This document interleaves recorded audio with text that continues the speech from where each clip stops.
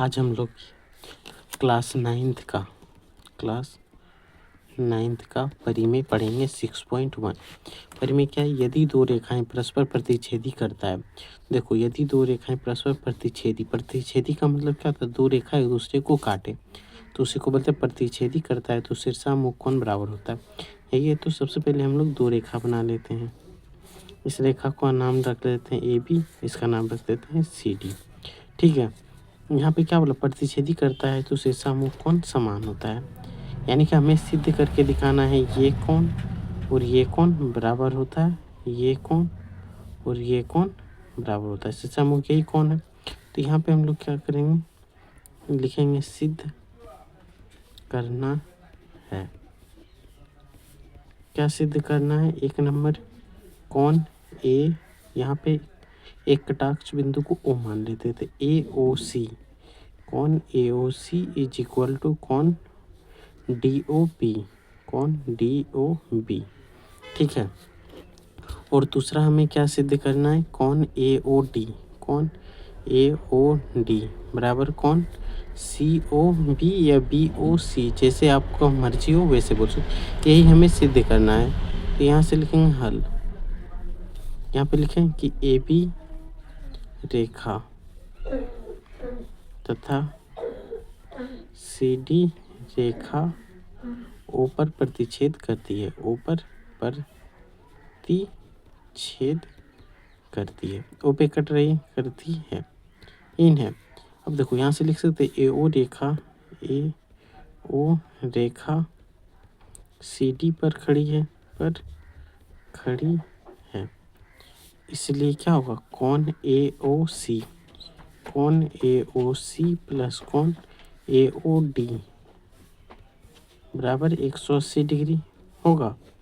किससे होगा? तो रेखीय युग्म से। ये कोण AOC, यहाँ देखो ये कोण दोनों को जोड़ेंगे तो 180 डिग्री रेखीय युग्म से होगा। इसको समीकरण 1 मान ले। अब यहाँ देखो OC रेखा AB पर खड़ी है, AB पर खड़ी है, ये लिखेंगे खड़ी है, लंब है, कुछ भी लिख सकते हैं। यहाँ से देखो AOC, कोण AOC प्लस कोण BOC बराबर 180 डिग्री होगा, समीकरण 2 से। ठीक है। AOC बराबर ये होगा। अब देखो यहाँ पे हम लोग लिख सकते हैं कि समीकरण, ये दोनों ले लिए तो यहाँ से लिख सकते हैं समीकरण 1 तथा 2 से। अगर ये कटा देते तो क्या बच जाएगा? AOD और इधर से कटाएंगे तो BOC। तो समीकरण 1 और 2 से क्या लिखेंगे? देखो ये भी 180 डिग्री, ये भी 180 डिग्री है, तो हम लोग बोल सकते हैं कोण AOC प्लस कोण AOD बराबर किसका होगा? कोण AOC बराबर कोण BOC का। अब देखो ये दोनों सेम है, अगर प्लस है तो इधर करेंगे तो माइनस होगा, वैसे भी कट जाएगा। तो यहाँ से क्या होगा? कोण AOD बराबर कोण BOC। यही एक नंबर में सिद्ध क्या करना था? यही करना था। अब यहाँ से लिख देंगे यही प्रोसेस सेम दौड़ाएंगे उसी प्रकार। अब देखो यहाँ पे हमें क्या बचा है? इधर से हम लोग ले सकते हैं कि DO रेखा पर, ठीक है, सॉरी DO रेखा जो है वो किस पे खड़ी है? AB पर है, इसलिए हम लोग क्या लिख सकते हैं? कोण AOD। ठीक है। कोण यहाँ देखो कोण AOD प्लस कोण इधर से ले लेंगे तो DOB। समीकरण इस यहाँ पे अगर ये 3 हो गया, इसको समीकरण अगर नहीं भी मानेंगे तो यहाँ से तो 1 प्रूफ हो गया, तो यहाँ से समीकरण 3 मान लेते हैं, कोई दिक्कत।